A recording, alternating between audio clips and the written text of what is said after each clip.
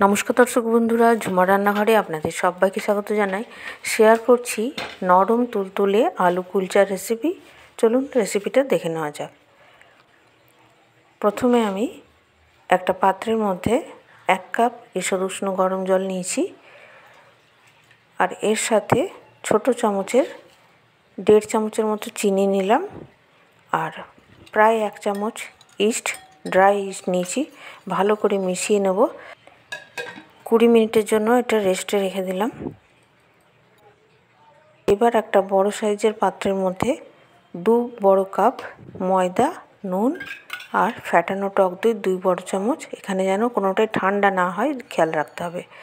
তো 2 বড় চামচ ময়দা মানে 300 গ্রামের মতো ময়দা আছে। আর ইস্ট মেশানো জলটা দিয়ে নরম করে মাখতে হবে। তো পরপর জলটা দিতে থাকলাম, না হলে শক্ত হয়ে যাবে ডোটা। জলটা দিতে দিতে নরম হয়ে যাবে। এরপরে আরও কিছুটা হালকা গরম জল দিয়ে ময়দাটা সফট করে বা নরম করে একদম মেখে নেব। এরকমভাবে মাখতে হবে, হাতে লেগে যাবে। তাহলে একটু তেল দিয়ে ভালো করে ডোটা তৈরি করে রেখে দেবো। 1 ঘন্টার জন্য আমি মিনিমাম 1 ঘন্টায় রেখেছি। তো এবার এটা ডোটা গরম জায়গায় রাখতে হবে। আমি একটা হটপটের মধ্যে রেখে মাইক্রোওভেনের সুইচটা অন করে রেখে দিলাম। এটা 1 ঘন্টা পর ফিরে আসব। বেশ অনেকটা ফুলে গেছে, একদম ডবল হয়ে গেছে। এবার এটা থেকে লেচি কেটে নিতে হবে। তো তার জন্য আমি ময়দা আর তেল দুটোই ব্যবহার করব। প্রথমে তেল দিয়ে একটু মেখে নিলাম। তার লেচি করার জন্য একটু ময়দা ছড়িয়ে নিতে হবে। আমি এখানে 4টে লেচি করে নিলাম। আর লেচিটা করে আবারও একটু ভেজা কাপড় দিয়ে ঢেকে দিতে হবে। এবার স্টাফিংয়ের জন্য সাদা তেল গরম করে খুব সামান্য তেল নিয়েছি, 1 চামচের মতো। পেঁয়াজ কুচি, একটা ছোট সাইজের পেঁয়াজ কুচি, আদা কুচি, কাঁচা লঙ্কা কুচি। আদা কুচি পরিমাণ মতো 1/2 চামচ, আর কাঁচা লঙ্কা কুচিও 1/2 চামচ দিয়ে হালকা নরম করে পেঁয়াজটা ভেজে নেব।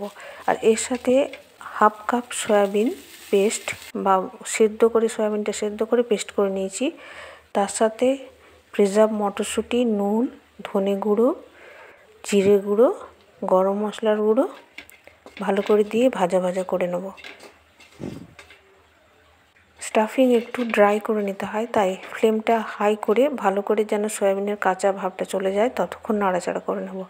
এবার সেদ্ধ করে ম্যাশ করে রাখা আলু, ধনেপাতা কুচি আর টমেটো কেচাপ বা টমেটো সস 1 চামচ দিয়ে খুব ভালো করে মিশিয়ে নেব। আর ফ্লেমটা অবশ্যই হাই ফ্লেমে করে নাড়াচাড়া করে নেব। উঠিয়ে ঠান্ডা করে নিতে হবে স্টাফিংটা। এবার 15-20 মিনিট পর লেচিটা থেকে আমি এর মধ্যে একটা লেচি নিয়ে স্টাফিং ভরে নেব। এটা খুব নরম করে মাখা, স্টাফিং ভরতে কোনো অসুবিধাই হবে না। ভালো করে সব দিকটা মুড়ে নেব। আর আবারও এটা কুলচার শেপ দিয়ে বেলে নিতে হবে। তো হাত দিয়ে আমার এটা হয়ে যাচ্ছে এতটাই নরম। একটু বেলনের সাহায্যে কুলচার মতো শেপ দিয়ে বেলে নেব। উপর থেকে একটু পোস্তর দানা আর কালো জিরে ছড়িয়ে দিচ্ছি। এবার তাওয়াটা খুব ভালো করে গরম করে কুলচাটা দিয়ে ঢাকা দিতে হবে। বেশ সুন্দরভাবে ফুলে উঠবে।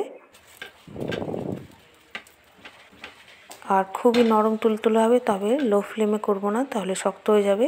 হাই ফ্লেমে ভাজতে হবে। শেষে একটু বাটার ছড়িয়ে এপিঠ ওপিঠ লাল করে খুন্তি দিয়ে চেপে চেপে একটু ভেজে নিতে হবে। তাহলে হয়ে যাবে নরম তুলতুলে কুলচা। অবশ্যই বাড়িতে বানাবেন। আর যদি আপনাদের ভালো লেগে থাকে প্লিজ আমার চ্যানেল সাবস্ক্রাইব করবেন, আর রান্নাটাকে একটা লাইক শেয়ার অবশ্যই করে দেবেন। আর এটা কতটা নরম হয়েছে দেখে বোঝা যাচ্ছে।